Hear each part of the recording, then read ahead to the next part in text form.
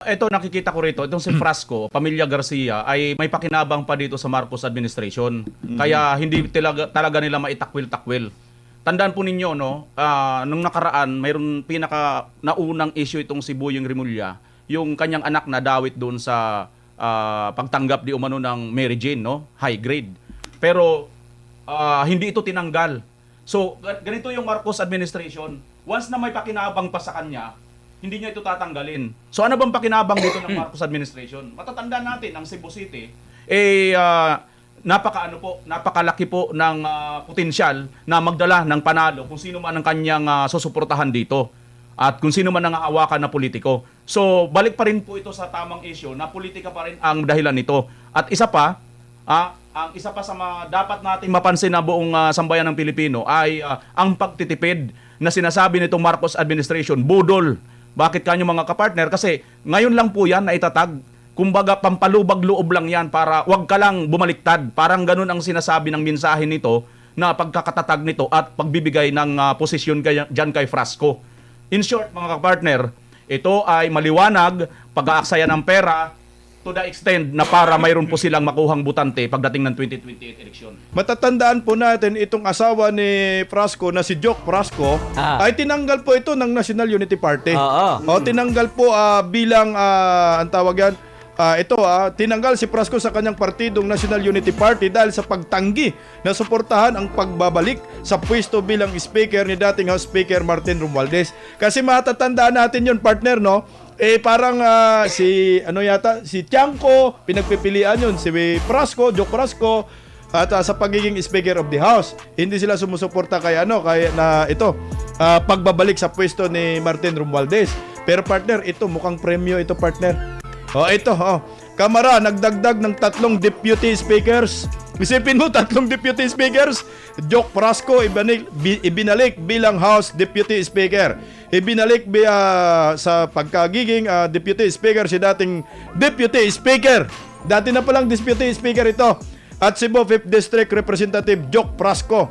Sa plenary session nitong Miyerkules sa pamamagitan ng voice vote, inaprubahan ang motion ni House Majority Leader at Ilocos Norte 1st District Representative Sandro Marcos na ihalal bilang Deputy Speaker sina Frasco, Bacolod City Lone District Albi Benitez at Pangasinan 3rd District Representative Rachel Arinas. Partner, yung tatlong nabanggit natin, ito po yung parang mga kaibigan ni Sandro Marcos. Ano po ang inyong masasabi dito? Mga circle of friends nila. Correct ka dyan, partner. Oo. Si Duque, partner, yan si Frasco. Kasama yan sa Tantoco. Doon sa yung kay sa Beverly Lisa, Hills. Hindi nila maalis-alis yan sa grupo nila kasi may hawak na sikreto. May alam yan, partner. Ayun. Oras tatanggalin nila, kasama na yung asawa, yung dating tourism secretary, tinanggal yon. Siyempre, sasama loob nung mister. Correct. Talo-talo na ito. Ilalabas ko na itong baho ko na ito. Sabay sila nabigyan ng bagong posisyon ngayon, yung mag-asawa. Hindi mo napansin yan. Kasi sinadya talaga yan. Dapat bigyan sila ng magandang importansya. Parang VIP. Huwag kayong mag-alala, hindi kayo mawawala ng posisyon. Parang ililipat namin kayo sa iba. Padre Piel. Hawakan nyo lang yung mga alam nyo. Huwag nyo lang ilalabas. Padre Piel, ako naman, para sa tingin ko lang, bago ko bigay Padre BMR, hindi kaya ito yung preparasyon para sa botohan, para sa impeachment kay BP Sara? Posible.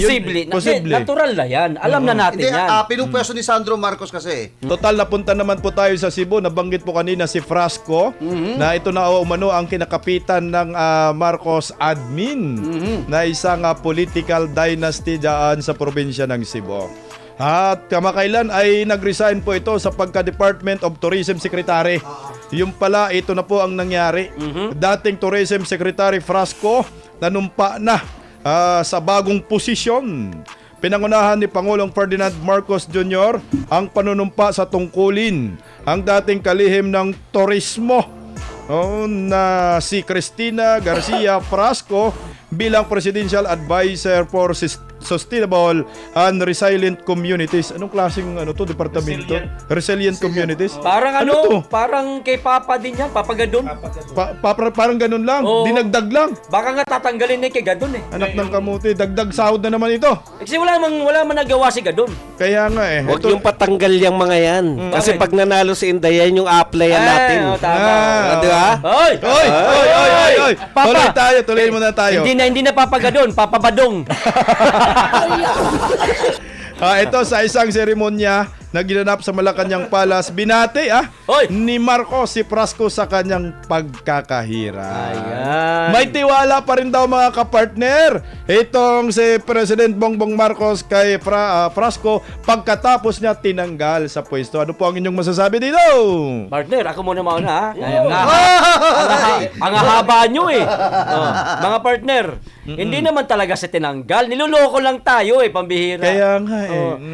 Ang tawag doon, partner, panglilito sa atin ba? Pang-aasar na rin sa atin. Siyempre, matutuwa tayo. At Tayo mga tinanggal. DDS, ay tinanggal, Ay, salamat, tinanggal. wala namang silbi yan. Oo. Oo, yung mukha niya nakabalandra sa lahat ng mga tarpaulin kung saan na saan nila ilalagay. Ayan. Walang Hindi, kwenta. magagalit si Wakwak dyan. Oo, tanggalin. Tama lang na tinanggal. Mm-mm.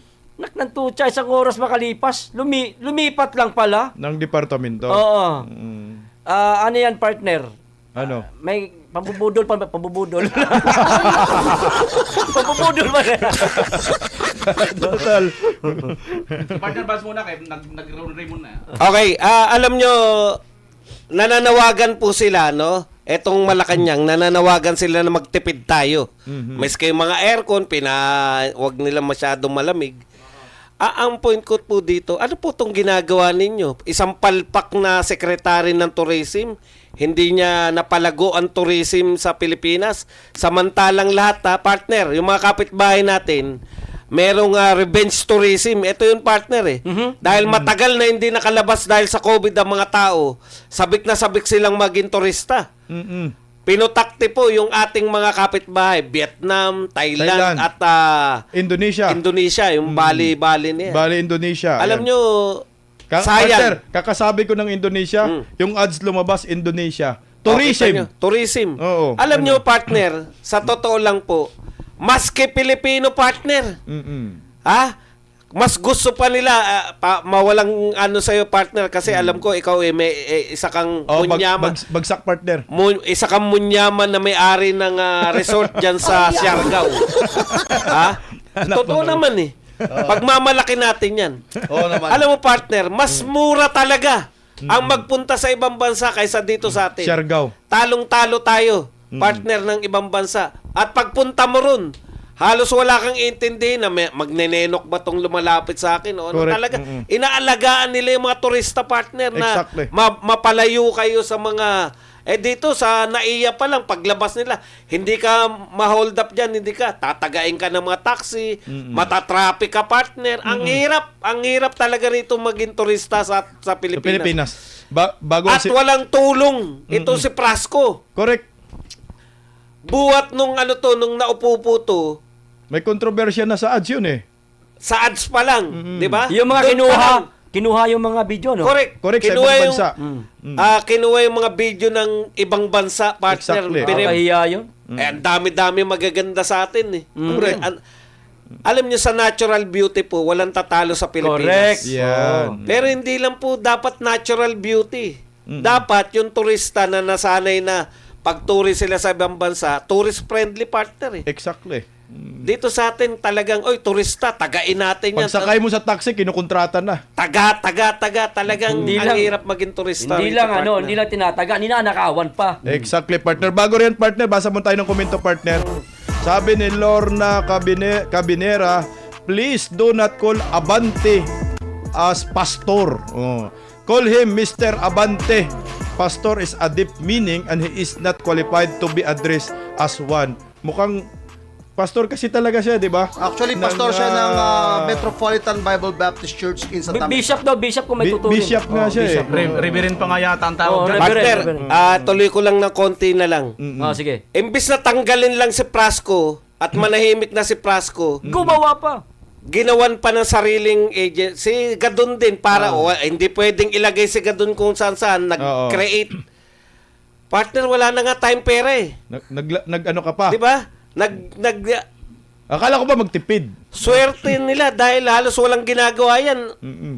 Yun lang, partner. Alam mo, partner, ito, partner, nakita ko dito, partner ba, sa nakita ko ito, na strike one itong si Frasco.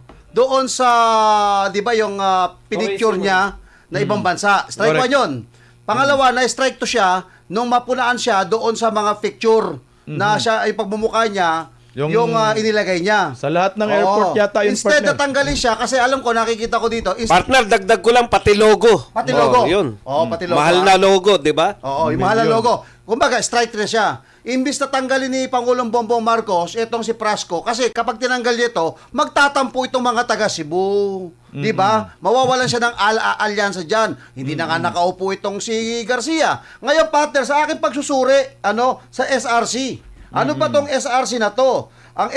Ayon ho dito mga kabayan, ng SRC, focus on building resilient communities by bridging national initiative with the local government unit.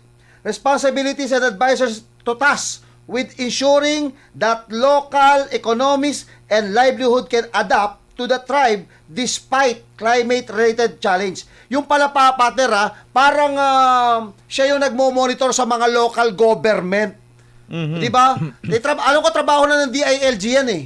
Kaya nag-imbento sila ngayon ng panibago na magmo-monitor diyan sa mga LGU. Yan yung bago ni Frasco. Ito yung inimbento nila, yung dinagdag nila.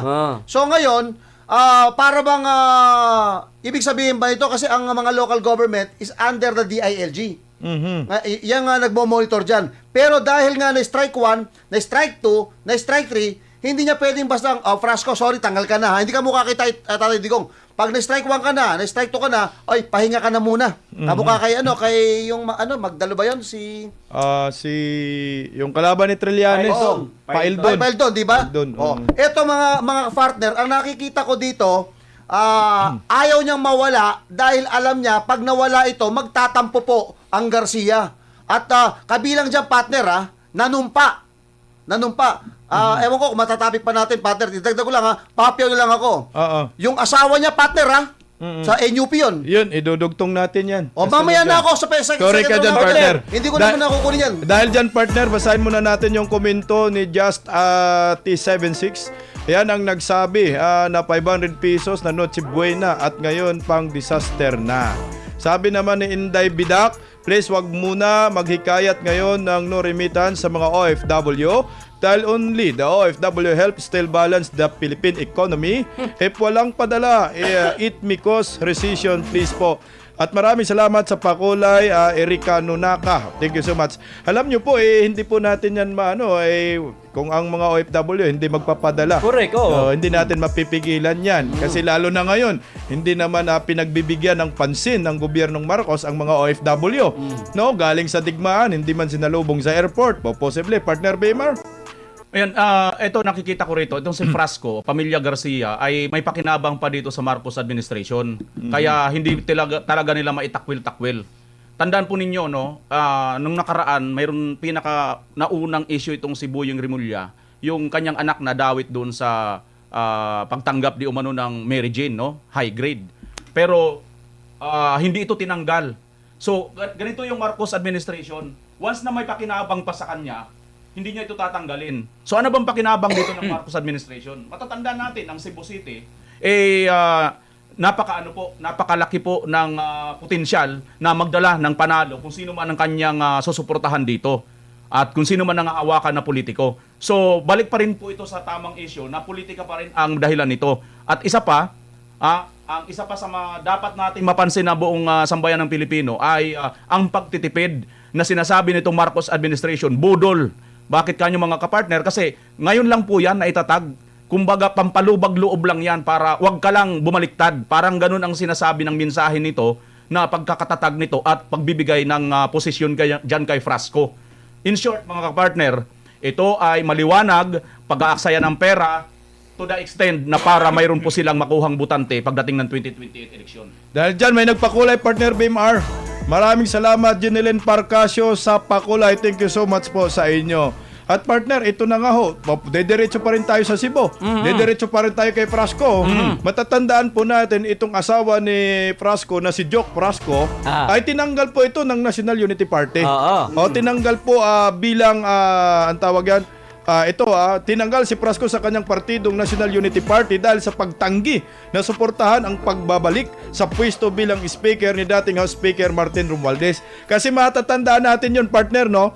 Parang si Tiangco, pinagpipilian yun, si Prasco, Joke Prasco, at sa pagiging Speaker of the House. Hindi sila sumusuporta kay pagbabalik sa pwesto ni Martin Romualdez. Pero partner, ito mukhang premyo ito, partner. Kamara, nagdagdag ng 3 deputy speakers. Isipin mo, 3 deputy speakers. Joke Prasco, ibinalik bilang House Deputy Speaker. Ibinalik sa pagkagiging Deputy Speaker si dating Deputy Speaker. Dati na palang Deputy Speaker ito. At Cebu 5th District Representative Joke Prasco. Sa plenary session nitong Miyerkules sa pamamagitan ng voice vote, inaprubahan ang motion ni House Majority Leader at Ilocos Norte 1st District Representative Sandro Marcos na ihalal bilang Deputy Speaker sina Prasco, Bacolod City Lone District Albi Benitez at Pangasinan 3rd District Representative Rachel Arinas. Partner, yung tatlong nabanggit natin, ito po yung parang mga kaibigan ni Sandro Marcos. Ano po ang inyong masasabi dito? Mga circle of friends nila. Correct ka partner. dyan, part. Oo. Si Duque, partner, yan si Prasco. Kasama yan sa Tantoco. Doon sa yung kay sa Beverly Lisa, Hills. Hindi nila maalis-alis yan sa grupo nila kasi may hawak na sikreto. May alam yan, partner. Ayun. Oras na tanggalin nila, kasama na yung asawa, yung dating tourism secretary, tinanggal yon. Siyempre, sasama loob nung mister. Correct. Talo-talo na ito. Ilalabas ko na itong baho ko na ito. Sabay sila nabigyan ng bagong posisyon ngayon, yung mag-asawa. Hindi mo napansin yan. Kasi sinadya talaga yan. Dapat bigyan sila ng magandang importansya. Parang VIP. Huwag kayong mag-alala, hindi kayo mawawala ng posisyon. Parang ililipat namin kayo sa iba. Padre Piel. Hawakan nyo lang yung mga alam nyo. Huwag nyo lang ilalabas. Padre Piel, para sa tingin ko lang, bago ko bigay Padre BMR, hindi kaya ito yung preparasyon para sa botohan, para sa impeachment kay BP Sara? posible. Posible. Natural na yan. Alam na natin Hindi, yan. pinupwesto ni Sandro Marcos kasi. Di ba? Pero, bibigay ko, sabi ko, mamaya ko na komento to kasi connection nung iko-komento ko sana kaya doon sa asawa tsaka dito. Di kasi yung So, impeachment kay Inday Sara. Pagdating sa Congress, wala na yan. Parang point mo, partner Kapil, parang binablockmail na ngayon ng Prasco ng Yes, mag-asawa yung gobyernong yun. Marcos, Oo. no? Sige, tanggalan mo kami ng pwesto. May sekreto kami. May alam kami. Nakita namin, suminghot kayo. May video kami. Uy, yun maganda, video. Partner. May video sila? Ewan ko lang. Malinaw mga kapartner na dito lumalabas yung silent speaker si Sandro Marcos. Biro mo, meron tayong Correct. silent speaker. Oo. Kasi kung ano man ang parang maibigan ni Sandro Marcos ay siyang nangyayari. Kaya makikita natin mga kapartner, umaalma dito yung inyupe. Ayun. So, tas nakikita na natin ngayon yung mga dati na nilang tinanggal, ibinabalik na ngayon, pero ang kumpas nanggagaling na kay Sandro Marcos. Yun na nga ito. Positioning po talaga ito. Politics pa rin. Ang problema, regulon sila dyan, posisyonin sila dyan, ang taong bayan nagsasaper sa hirap at sa mahal ng mga bilihin ngayon. Niloloko talaga tayo, partner. Ako pananaw ko dito, tingnan natin, yung asawa hindi tinanggal, hindi inalis kahit anong posisyon, kahit na strike 1, strike 2, strike 3, hindi pa rin tinanggal yung asawa. Tapos, mapapansin natin, ibinalik as ginawa pang deputy speaker. Ibig sabihin, ang administrasyon Marcos nagpapalakas sa mga Prasco dyan sa Cebu. Ayun tatawag na alyansahan. Dahil alam niya, pag nawala ang Cebu, tingnan niyo, puro major ang kinuha eh. Correct. Puro Majority leader lahat. Partner, yung tao tutukoy ko majority. Pangasinan yan. Correct. Isa sa malaki din yung yung boto diyan. Palagay mo partner Dan, may malaking bilang pa ba mga Prasco sa Cebu? Ay, para sa akin ito Kamutikan matalo yung partner sa distrito. kahit pa paano, may konting bilang pa rin sila. Pero para sa akin, mga partner, ulitin ko ha. Di ba, pinagdududahan na si Barry Cuatro, bakit daw laging dikit ng dikit kay Bongbong. BBM? Ay, hindi na duda yan. Hindi, papakita ko lang ha. Hindi, ako para sa akin, laro lang sa akin ito ha. For example, bigyan ko yun, si Yorme. O di ba dati... Dumikit din. Ngayon, dumikit na kay dumikit na kay Bongbong. O syempre, baka, inisip ko, baka nakipaglaro lang Pondo. sila. Laro lang ito. Oo. Pwede. Di ba? Mga partner kasi mga politiko sila eh. Si Prasco mismo ay spokesperson ni BP Sara. Exactly. Kaya ganyan talaga mga politiko, baliktarin, wag na kayong dapat sanay na kayo diyan sa mga pagbaliktad. Kaya ina-expect natin yan yung buong House of Representatives. Partner, bakit importante na ano yung pakinabang Ng kasi Marcos ng deputy. admin. Hindi, yung deputy speaker. Oo, si Joke. Bakit parang para saan yan? Mm-mm. Alam nyo kasi partner, konting lang, mga 1 minute lang. Yung deputy speaker dati, isa lang. Ngayon, 15 na Tapos yata. ginawang tatlo. Mm-mm. Deputy Speaker for Luzon, Visayas at Mindanao. Yan yung mga panahon na meron talagang bigat pa yung Deputy Speaker. Mm-mm. Ngayon, sang katutak na eh. 15. Mas marami pa yung mga region. Correct. Mas marami pa sila sa region eh. Partner, kaya pala yan, nagkikreate talaga sila para pagkagastusan. Oo. Pag ikaw pinaburan ka, gagawin kang Deputy Speaker dahil dagdag na budget sa iyo. Correct, exactly. Isa pa, partner. Mas malaking pondo yung deputy speaker. Correct. Kumpara sa mga ordinaryong kongresista. Isa pa, partner, ex officio member ka ng lahat ng committee. Kung merong committee dyan na gusto mo magpasikat, pwede kang pumunta. For example, Committee on Justice. Pwede ka. Tinitira si Inday Sara. Pwede ka. Pwede silang sumipot doon. Susupot ka ron. In short, partner, pwede kang umipal sa lahat ng committee. Lahat pwede mong ipalan. At lahat yan, meron kang may voting power ka. Yan, ganyan katindi yan. Yung kaya sinasabi na, para saan naman yan? Kasi sinadya nilang damihan. Dagdag na sweldo, dagdag na budget, at saka yung ex officio ka. Oo. Yan yun, partner. Ikaw pa yung mga presiding officer, hindi basta-basta magpe-preside ka doon sa taas na pupukpuk ka. So talagang maraming pinaghandaan Malaki, to partner. partner sa impeachment, no? Malaki yan. Kaya Pati kita sa mo, eleksyon. sila Sandro Marcos bumoto. Oo. Yung mga Bumoto sila. deputy. Kasi ex officio member sila eh. Automatic yan sa lahat ng pag may mga alanganin, kasi partner, Kaya pala partner, umabot ng 54, yung membro lang yun, Konti lang eh. Yun, Dahil pala doon sa mga deputy ex officio. Correct. Ngayon partner, eto pa yan. Kasama rin sila kasi pag kunwari merong mga ako alam niyo naman yung mga oligarko, di ba? Exactly. May gusto silang batas na ipasa. Nagbibigay yan ng mga padulas. Voting ka kahit na anong committee. Halimbawa, may oligarko na gusto niya mag-angkat ng mga isda. Aha. Di tipong ganun. Malalagyan din ganyan yan, partner. Napaka-powerful ng Parang deputy lagyan mo speaker. kami dito, kasama kami sa tropa Correct. dyan. Okay, tama. partner, bisdak. Dahil dyan, partner, basahin po muna natin yung komento, partner. Sabi ni Rujard Habanis, dapat anti-corruption agency ang itatay. Partner? Partner Bistak, habol ko lang nanonood ngayon sa napakalaking TV ngayon. Diyan sa Estados Unidos. Ito, nakausap ko, Jake Yahut! Iyan, maraming salamat, ay. Maraming salamat po, Sir Jake Yahut. Pinakita niya to, ang laking TV, nakamonitor siya sa atin ngayon. Thank you so much po sa inyo, partner. Ayan, yan nga yung natin dito no. Kung makikita natin yung ginagawa nila talaga, puro mga malalaking probinsya at malalaki ang makukuhang boto. Kamukha na lang nitong sa Pangasinan. Actually, partner, taga dyan po tayo, no? Doon sa 3rd District. At sa tingin ko, landslide na naman yan si Baby Arenas or si Rachel Arenas. Yung mag-ina na yan, dyan, Malakas to partner si Arenas, hindi partner. lang malakas partner. Maraming ang nagtutulak dyan na yan ang maging gobernador eh. Yan yata binoto mo, no? Hindi talaga, yan napaka... Partner, kaano-ano niya si Jody Venecia? Alam mo biro lang. Western ba yan? partner, ba ano yan? May mga kwento-kwentuhan dyan. Pero... Partner Yamar, tanong ko lang, saan lugar to? Western or Southern? Anong Pangasinan dito? Hindi ko masyado Pero 3rd District yan. 3rd District, ayun. Tawag nito partner. Merong ingay. na mas ano yung ko. Oo. I-on mo lang, ayan, sige. Wag mo inon mo na, inop mo pa. pero partner yung in fairness dito ha, hindi ko sa pinagtatanggol si Arenas. si Arenas, pero punta kayo sa Pangasinan, lahat ng kanyang mga flood control, lahat ng mga kalsada na Yari, ginawa niya. yari. Partner, magaganda. Hindi hindi Magaganda. Magaganda partner. hindi ghost, no? Hindi. Bakit kay Sandro puro ghost? Paborito ni JDB nung araw yan. Si Baby Arenas.